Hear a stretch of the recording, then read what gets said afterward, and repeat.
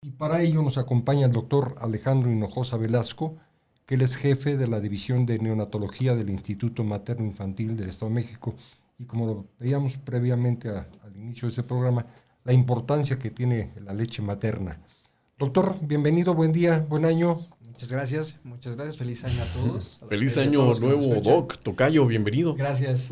Y pues muchísimas gracias por la invitación, sobre todo para explicar un poquito y ampliar obviamente toda la información que podemos tener acerca de lo que hacemos en el Hospital de Ginecología y Obstetricia del Instituto Materno Infantil del Estado de México.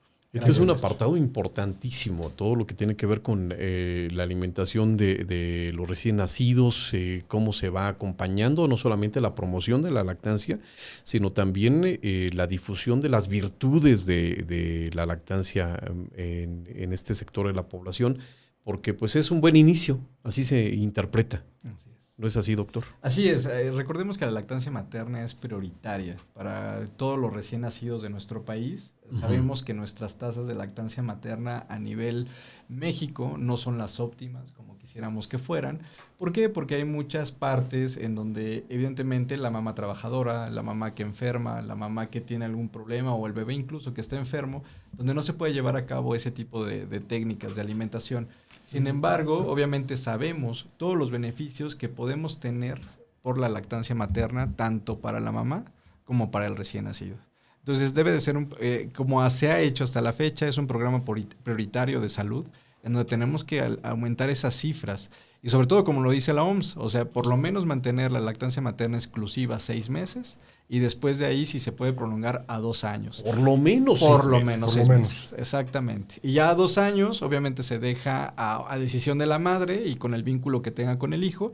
Y si se puede prolongar más tiempo, pues sería lo ideal. ¿Más tiempo hasta cuándo, Doc?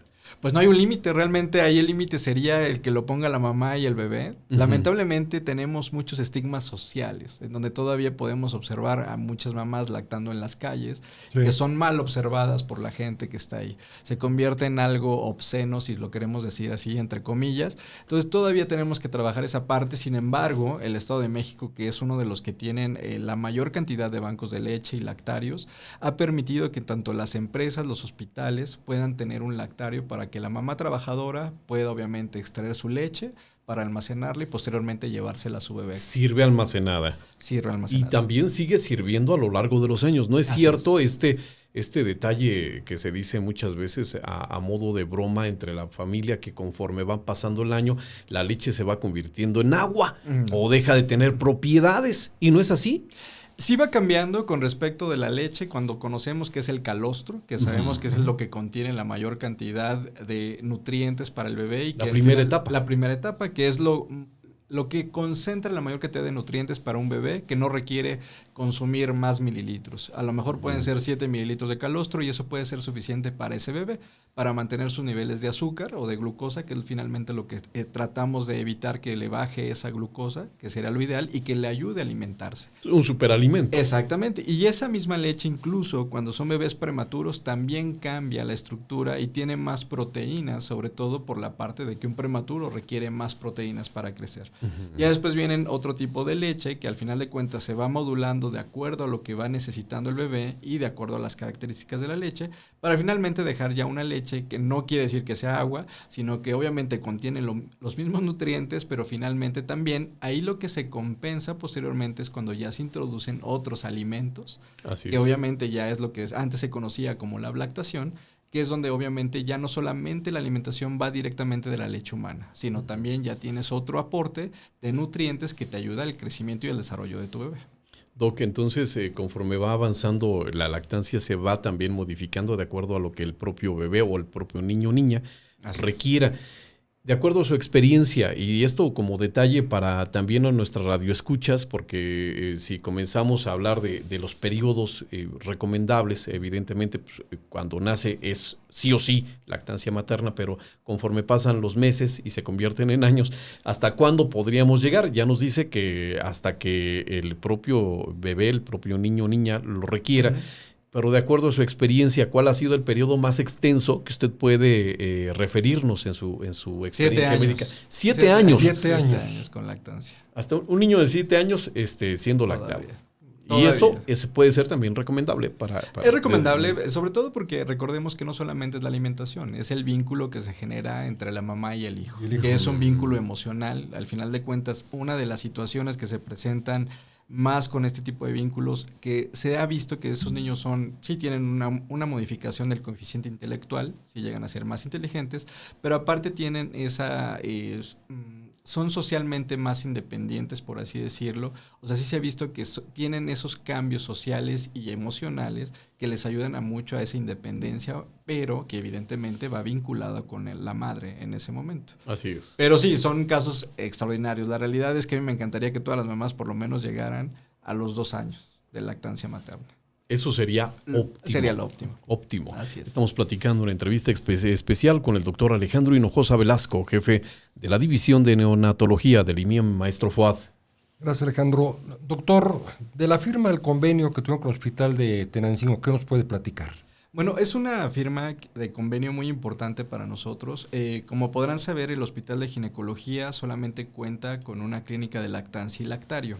¿Qué es esto? Yo capacito a las mamás para lo que es todo el proceso de lactancia materna, lo que se hace antes, durante y después de que nace el bebé. Y yo obviamente almaceno leche, que es en el lactario. En ese lactario se lleva la leche para los bebés de las propias mamás, que es lo que se denomina leche homóloga. O sea, la mamá le da de comer a su propio bebé esa leche. Entonces, ¿qué pasa? Que ahora que se firma un convenio con el Hospital General de Tenancingo para pasteurizar la leche, es que yo puedo recibir leche de mamá donadora para poder alimentar a otros bebés y que puedan tener los beneficios de tener alimentación por lactancia materna. La mamá es evidentemente la óptima para darle al bebé, claro. Pero de no ser así, si no puede por alguna condición, puede recibir a modo de donación de otra mamá ese producto, pero se debe de pasteurizar. Así es. Se debe de pasteurizar y pasa todo un proceso de selección. El proceso de selección inicia desde que llega la mamá. Sabemos que una mamá debe de estar en óptimas condiciones de salud. Uh-huh. Evidentemente no debe de consumir drogas, no debe consumir tabaco, no debe consumir alcohol. Obviamente se tienen que descartar enfermedades como VIH, como hepatitis, como sífilis, que obviamente son enfermedades que sí se pueden transmitir por leche humana.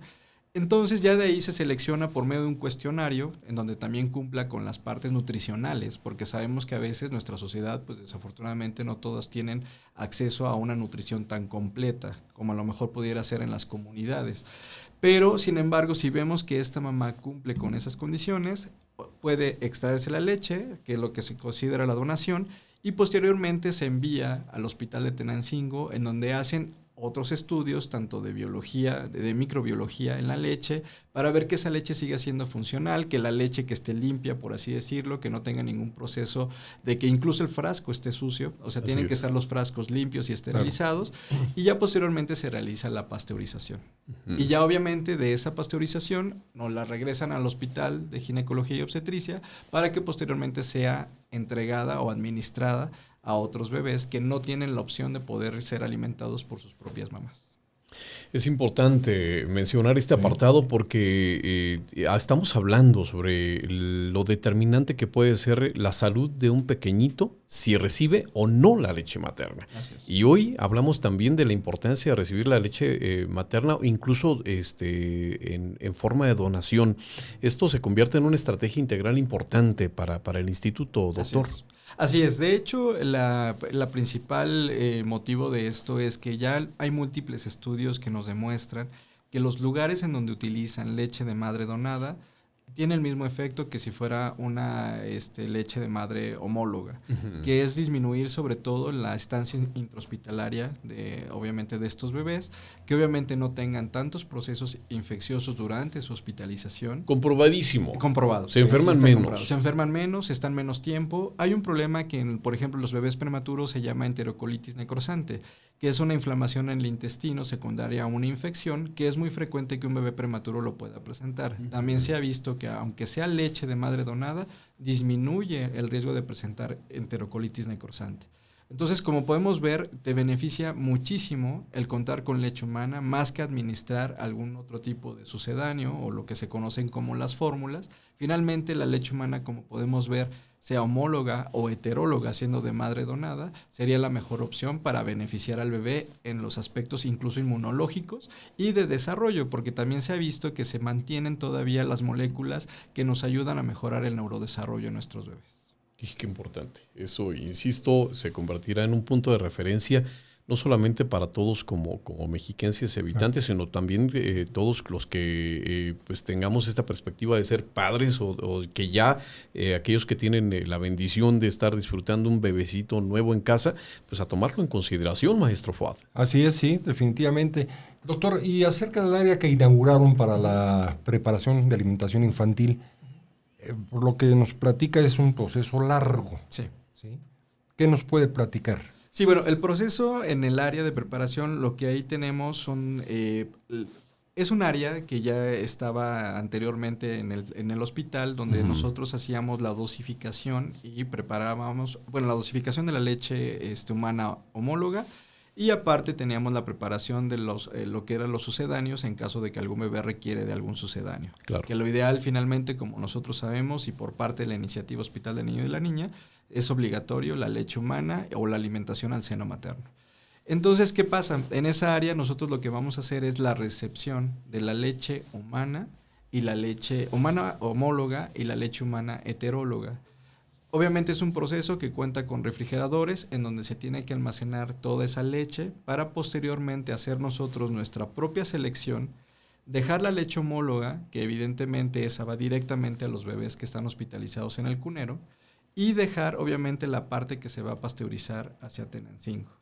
Obviamente ya en el Hospital General de Tenancingo ellos hacen la recepción de esas leches, nos las van a entregar y yo hago otra vez el almacenamiento, la recibo, obviamente se congela esa leche para que yo posteriormente, después para que la pueda dosificar, haga los cálculos de lo que necesita cada bebé.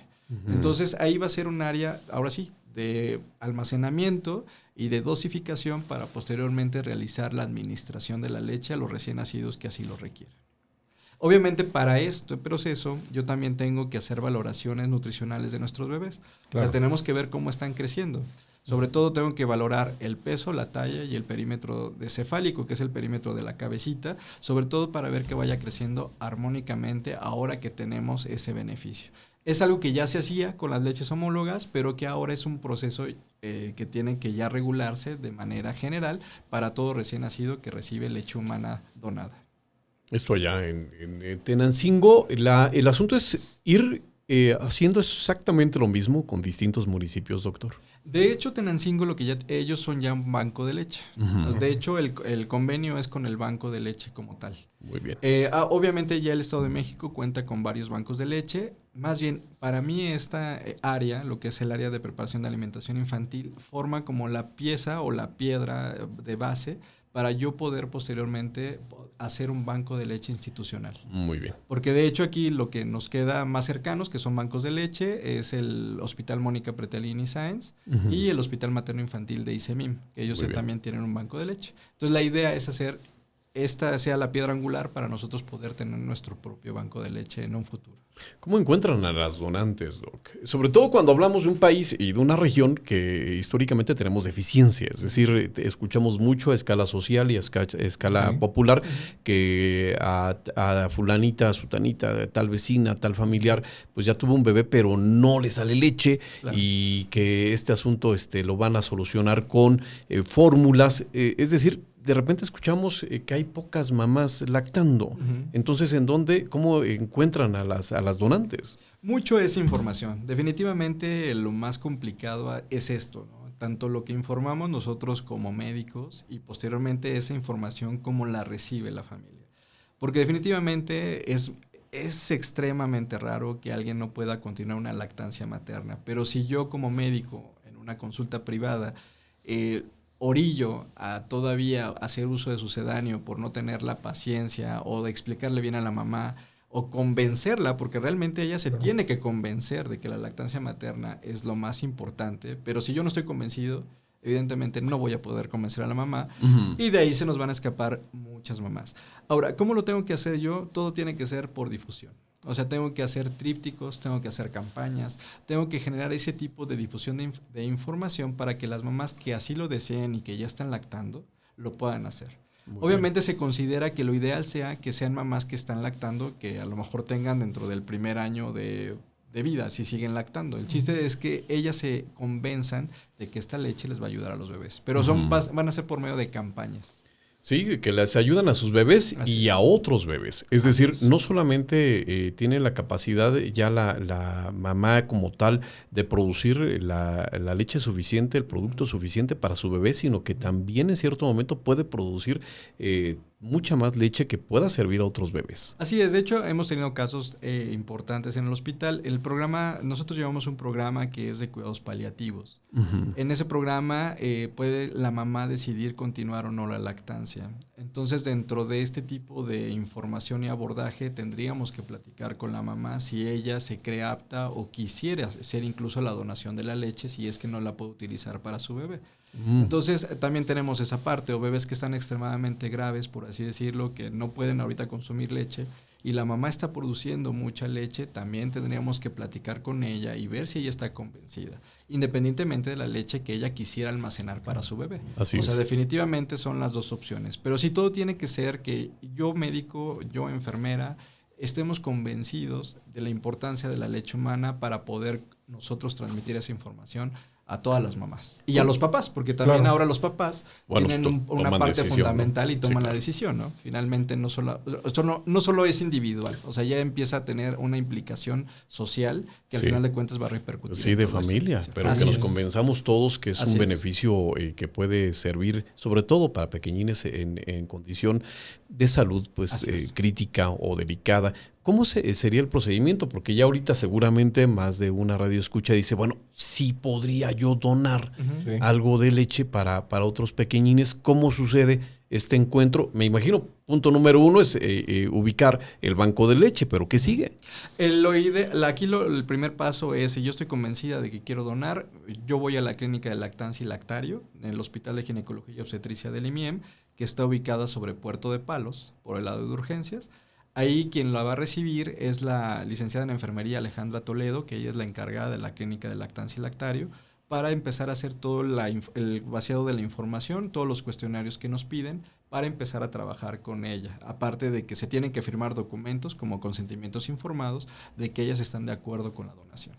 Ahí es el primer filtro. Ya posteriormente, si pasamos todos los filtros, hacemos la extracción de la leche, que esa extracción de la leche la voy a almacenar para mandarla a Tenancingo a pasteurizar. Y esto es, tiene su propio protocolo. Así. Suponemos, se le da un tiempo suficiente a la mamá para que se haga la extracción y ya claro. después. Sí, ella tiene que donar, además de la leche, pues evidentemente parte de su tiempo para claro. ello, ¿no? Sí, claro. Lo importante aquí es sobre todo que ya son mamás que a lo mejor ya puedan estar en lactancia materna y a lo mejor nunca han necesitado hacer una extracción manual de la leche humana. Entonces hay que capacitarlas, sobre todo en las cuestiones de aseo, en donde tenemos que verificar la limpieza del pecho, del pezón, y posteriormente en donde vamos a extraer esa leche. Hay mamás que a lo mejor incluso pueden llegar, oiga, es que traje, no sé, 5 litros de leche, por así decirlo. Sería maravilloso, pero de todas maneras tengo que hacer un cuestionamiento. O sea, Así tengo que hacer un es. interrogatorio Sí. y verificar que todos estemos dentro de lo normal, porque finalmente sabemos que la leche humana es un tejido vivo que voy a administrar a recién nacidos. Entonces hay Sí. que disminuir aumentar los filtros para disminuir riesgos para todos. Se trata de un tema de salud. Sí, definitivamente. Doctor, ya nos platicó el proceso para quien es donador, Ujú, donadora. ujú. ¿Ustedes hacen el estudio para que no contengan esta serie de enfermedades o esas adicciones? Generalmente con el cuestionario ahí se llena toda esa información, si hay obviamente ¿Y drogas, seguimiento? alcoholismo. Ahí obviamente tenemos que seguir Sí, vigilando. sí que lo hay, claro. puede ser. Lo que hay. No, de hecho, sí, ese tipo de sustancias muchas veces hacen que haya un cambio en la leche. Hay unas técnicas que nosotros tenemos que utilizar que se llaman organolépticas, que es ver cómo es la leche, olerla, Sí. ver el color de la leche, Todo ese tipo de cosas nos habla si es que hay algún cambio. Porque incluso si te dicen, hay, por ejemplo, las guías de práctica clínica que ya están a nivel nacional con respecto a banco de leches y donación de leches, o sea, te dicen que al final de cuentas sí tienes que hacer cuestionamientos muy dirigidos. Porque sí, obviamente el tabaco no debe de estar contenido en la leche y al final de cuentas muchos de estos estudios se podrían hacer cuando llegan a Tenancingo. Pero sí tenemos que estar bien convencidas la población que va a hacer la donación, que sí tiene que ser una población sana.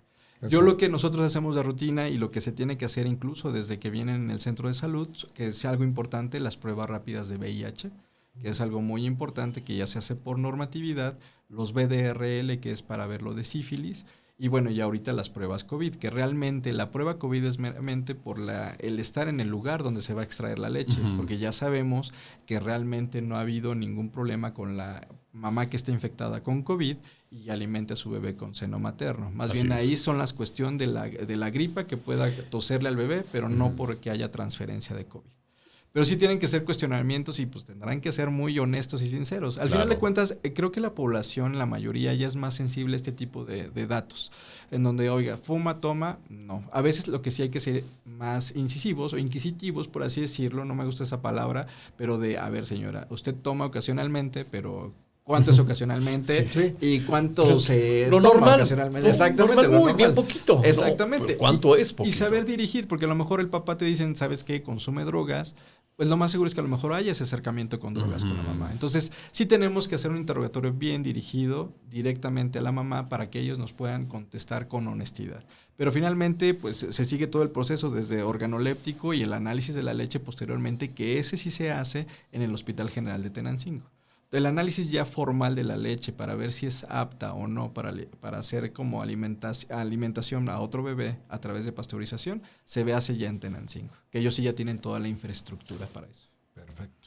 Así con esta firma de convenio importantísima y también la difusión pues de los bancos de leche que poco se habla pero que son determinantes. Si queremos hablar de una sociedad sana el día de mañana, de niñez, de adolescentes, de jovencitos sanos, pues tenemos que hablar obligadamente del primer periodo de vida. Ya directamente en el seno materno, cómo fueron alimentados, cuánto tiempo recibieron la leche materna y qué es lo que significa para ellos. Yo creo que es algo bien importante de lo que tendremos que hablar de manera consistente y permanente, maestro Fuad. Así es, definitivamente.